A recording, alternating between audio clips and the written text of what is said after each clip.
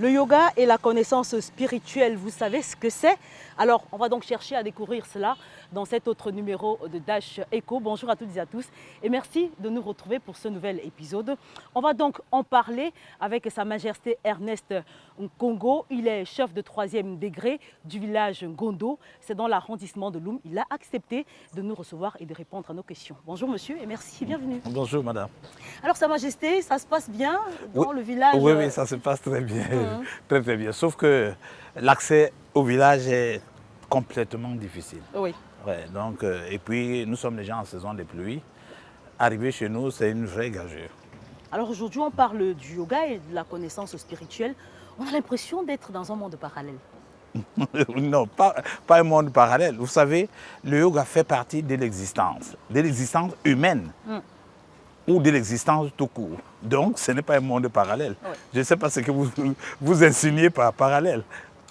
Parce qu'on a l'impression, on parle de yoga et connaissance spirituelle. On a l'impression que c'est déjà un monde qui n'est pas physique. Oui, en effet. Bon, le yoga, c'est à la fois un monde spirituel et un monde physique. Le yoga, c'est la globalité de l'existence humaine. Donc, quand on parle de yoga, le yoga même, ce n'est pas un mot français. Oui. C'est un mot en langue sanskrite. Vous connaissez la langue sanskrite? J'en ai entendu parler sans vraiment aller dans les La langue sanskrite, madame, c'est l'unique langue sacrée de l'humanité. Parce que la langue sanskrite a ses origines dans les centres subtils à l'intérieur de l'être humain. Donc l'être humain, comme vous nous voyez là, a 7 centres subtils. Nous les appelons encore en sanskrit les chakras. Et chaque chakra a les pouvoirs. Et donc la langue sanskrite a 50 lettres. Le sanskrit a 50 lettres. Vous voyez, le français, l'anglais n'en ont que 26. Voilà, donc la langue sanskrite a presque le double. Vous voyez, et la langue sanskrite a le double. Et chaque chakra à l'intérieur de nous lui donne une partie des lettres. Par exemple, le premier chakra, qu'on appelle le Muladhara, lui donne 4 lettres. Oui. Le deuxième chakra lui donne 6 lettres. Le troisième chakra lui donne 10 lettres. Le quatrième chakra lui donne 12 lettres. Le cinquième chakra lui donne 16. Le sixième chakra lui donne 2. Le septième chakra n'est pas compté. Oui. Ça fait 50, tout ce que je vous ai donné là. Un être humain possède une immensité de spiritualité, je dirais ça. Oui, bien entendu, mais qui n'est pas connu. Vous voyez? Et le Sahaja Yoga en particulier permet de découvrir ce que c'est que l'être humain, ou alors ce que c'est que l'âme humaine. Parce que quand on parle d'être humain, c'est ce que vous voyez de moi là. Oui. Oui, mais à l'intérieur de nous, il y a un logiciel. C'est ce que nous appelons l'âme, vulgairement. Mais l'âme, nous, dans notre jargon du Sahaja Yoga, on parle du corps subtil. Alors, le corps subtil n'a pas plus d'1 centimètre. C'est-à-dire si on décroche ça, ce qui nous fait fonctionner là, ce qui fait que je suis en train de, que je me meuve là, que je fasse les mouvements, ça n'a pas plus d'1 centimètre. C'est ce qu'on appelle le corps subtil. Donc, dans notre langage vulgaire, on parle de l'âme. Oui. Et donc, les chakras dont je vous parlais tout à l'heure sont les éléments qui constituent l'âme. Alors, vous parlez, ça voudrait dire qu'il y a une différence entre le yoga et le Sahaja Yoga en particulier. Non. La différence entre les... Oui, non. Disons que yoga en général veut dire union. C'est la langue sanskrite qui veut dire en français union. D'accord? Donc, il s'agit de l'union de l'âme individuelle, de l'âme humaine à l'âme cosmique. Il faut que ça soit uni. D'accord? Or, et le Sahaja Yoga, c'est une variante de yoga. Il y a au moins 1000 yogas. Donc, oui, parce que le yoga qui est reconnu, c'est ce sport qu'on fait pour se détendre. Oui. Bon, dans le Sahaja Yoga, le sport, disons les postures ne représentent pas plus de 2% de l'ensemble de ce que nous faisons comme yoga. Vous voyez? Ça ne représente pas 2%. Et donc, le sport, il faut que le corps soit en mouvement. Oui.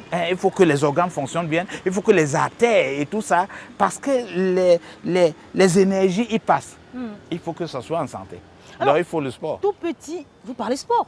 Tout Oui. petit, on avait l'impression que c'était un sport du monde oriental, c'était fait pour les Chinois, c'était fait pour les Japonais. Est-ce que le yoga est un sport du monde oriental? Non, non, non, je vous disais tout à l'heure que le yoga lui-même est aussi vieux que l'humanité. C'est-à-dire quand l'homme est apparu comme homme, Ah oui. comme vous et moi, il est créé en lui une disposition pour retourner. C'est-à-dire, le yoga avait dit qu'il faut retourner au Créateur. C'est l'ensemble de postures, l'ensemble, quand on dit posture ici, ce n'est pas seulement physique, posture mentale, spirituelle et même physique, pour le retour au Créateur. Donc, yoga avait dit union, et dans cette union, il faut retourner. C'est-à-dire, on ne peut pas s'unir sans retourner. Et ce qu'il faut comprendre, madame, c'est qu'il y a eu Dieu, et il a bien voulu, on va le dire, pour que les gens comprennent, Oui. jouer avec lui-même. C'est une allégorie. Dieu veut jouer avec lui-même. Parce que si Dieu ne voulait pas jouer avec lui, il ne sortait pas de lui. Il nous sort de lui. Et nous, êtres humains, il nous donne le libre arbitre, c'est-à-dire la haute conscience. Il nous dit, ok, allez-y, mais sachez qu'à l'intérieur de vous, je mets un code déontologique. Parce que vous ne devez pas vous comporter n'importe comment. Très bien. Voilà, il y a un code, nous on appelle ce code dans notre jargon. Le conscient et l'inconscient, on doit savoir ce qu'on fait. On doit savoir ce qu'on fait. Donc, alors, le code déontologique, nous on l'appelle le Dharma. Le Dharma, c'est l'ensemble, c'est la morale cosmique. C'est-à-dire comment se conduire. Si vous ne vous conduisez pas selon le Dharma, on dit que vous avez péché. Vous les chrétiens, vous dites que vous avez péché. Parce que vous vous êtes conduit, mais seulement, les gens ne connaissent pas le Dharma. Le Dharma, encore, on a un peu imagé ça dans la Bible en parlant des 12 commandements. Ah, très bien. Oui, c'est le dharma. Le terme le plus connu, c'est le karma. On sait que le karma, c'est ce que vous avez fait le retour de... Le karma, c'est vous faites des choses, vous allez subir. N'est-ce pas? Le dharma, c'est les règles. Si vous ne respectez pas donc le karma, vous aurez le dharma. Non, c'est pas l'inverse. Si je ne respecte pas le dharma, j'ai le karma. Ouais, si vous ne respectez pas le dharma, ouais, vous allez avoir le karma. Mais ça veut dire que ces règles de dharma se trouvent en chacun de nous? Oui, c'est inscrit. C'est-à-dire qu'on ne demande pas... La spiritualité est inscrite en chacun. Vous pensez qu'on n'enseigne pas la spiritualité? Un peu comme la connaissance du bien et du mal, je sais que ça c'est... Bien entendu. Même un enfant qui vient de naître là, quand il fait même quelque chose, il gagne même sa mère. Et ce qu'il est en train de faire, lui-même ce qu'il ne fait pas. Donc, on sait ce qui est bien. Et donc, on n'enseigne pas ces choses aux gens. On n'enseigne pas la spiritualité. La spiritualité, c'est rentrer, retourner à l'esprit. On n'enseigne pas ça à quelqu'un. C'est inscrit à l'intérieur de chaque être humain. Même si vous êtes devenu fou. Mais c'est inscrit. D'accord. Alors, la prochaine question que je voudrais savoir, est-ce que Sa Majesté, le yoga, a-t-il un mode opératoire dans chaque être humain? Bien entendu. Alors, le mode opératoire, c'est quoi? C'est que le yoga étant inscrit, il faut qu'on l'extériorise. Et pour l'extérioriser, il y a des choses à faire, n'est-ce pas? C'est ce qu'on peut appeler par mode opératoire. C'est-à-dire que, comme il est inscrit, alors comment il doit être resplendissant? Comment est-ce que je dois faire pour qu'on sente que je suis dans le yoga? Parce que le yoga englobe toute la spiritualité. Très bien. Parce que le yoga nous conduit. La spiritualité veut dire quoi? Ça veut dire s'identifier à l'esprit universel. C'est ça, hein? C'est les éducations simples. Ça veut dire s'identifier à l'esprit universel. Et esprit universel ici s'entend par Dieu Tout-Puissant. Ah, d'accord. Oui, oui. Bon, parce que, par contre, le spiritisme, le spiritualisme, vous les intellectuels, vous avez des thèmes variés là. Et tout ça, ça ne concerne pas la spiritualité. Vous comprenez? Il y a une seule spiritualité. Il y a une seule spiritualité. Et même la religion fait partie de la spiritualité. Si on avait un schéma ici, j'allais vous démontrer là où se trouve la religion. La religion, c'est une portion de la spiritualité. La religion, c'est relié. Il faut relier deux choses. On a l'impression que quand on est religieux, quand on pratique la religion, c'est qu'on parle de la spiritualité. On est assis. Non, ce n'est pas ça. C'est pas ça. Vous voyez, même, il y a même beaucoup de religieux. Si vous êtes religieux, par exemple, si vous êtes chrétien, vous ne voulez même pas entendre parler des musulmans. Vous ne voulez pas entendre parler des bouddhistes. Vous ne voulez pas entendre... Il y en a plusieurs. Alors que la spiritualité englobe tout ça. Hein, englobe tout ça dans leur essence, hein, pas dans... Parce que les gens sont en train de j'allais dire, profaner aussi ces enseignements et puis ça n'a plus sa purité. Bon, vous allez voir... Parce que dans le yoga, il y a le christianisme dans le yoga. Il y a l'hindouisme. Oui, dans le yoga. Ok. Toutes les religions. Oui, il y a toutes les religions. Parce que la spiritualité, c'est comme un arbre, n'est-ce pas? Et on a commencé, l'arbre commence tout petit et au fur et à mesure, ça s'augmente. C'est les principes qu'on augmente. En principe, les différentes, on va dire, religions qui existent ne sont autres que les différents principes que Dieu a ajoutés sur l'arbre. Mais c'est un seul. Alors, dans mes recherches, il y a un mot que j'ai également découvert qui avait trait au yoga. Je n'ai pas très bien compris, mais je vous pose la question. Alors, Sahaja Yoga enseigne l'éveil de la Kundalini. Comment est-ce qu'il faut comprendre? Parce que moi, je n'ai pas eu le pouvoir de maîtriser, cela. Ok, d'accord, madame. Nous autres, on enseigne ça. Oui, parce que je fais le Sahaja Yoga il y a 31 ans. Donc, Sahaja Yoga, je vous ai dit, c'est une variante du yoga. Et yoga veut dire même, globalement l'union au divers. Mais le Sahaja Yoga a une particularité. C'est que le Sahaja Yoga vous enseigne l'éveil d'une énergie à l'intérieur de nous, à l'intérieur de chacun, qu'on appelle la Kundalini. Et je vais vous expliquer sommairement ce que c'est que la Kundalini. La Kundalini, c'est la Saint-Esprit intégré.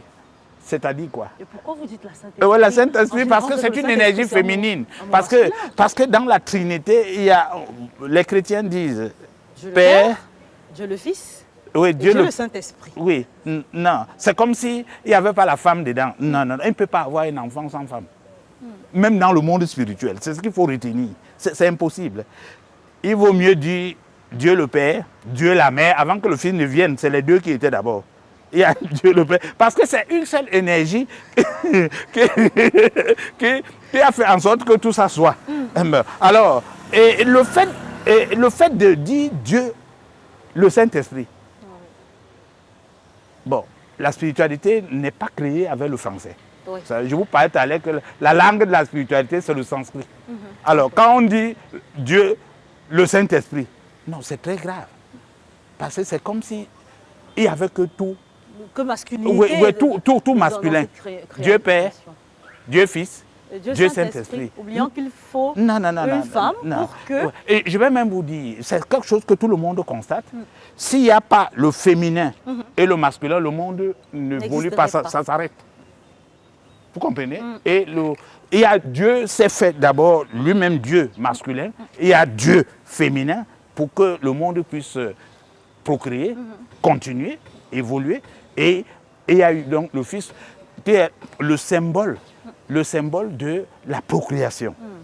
Très bien. Je crois que pour que mon cerveau ne soit pas plus embrouillé que ça, on va s'arrêter. Et puis on va poursuivre en espérant qu'on assimile d'abord cette partie. Et puis les autres parties, qu'on puisse les assimiler sans problème. Merci à vous, Majesté, d'avoir répondu à la question. Merci, madame, d'être venue jusqu'à nous. Le yoga et la connaissance spirituelle, c'était là l'objet de cet épisode de Dash Eco. Merci à vous de nous avoir regardés et très bonne suite des programmes sur Dash TV. Et à très vite.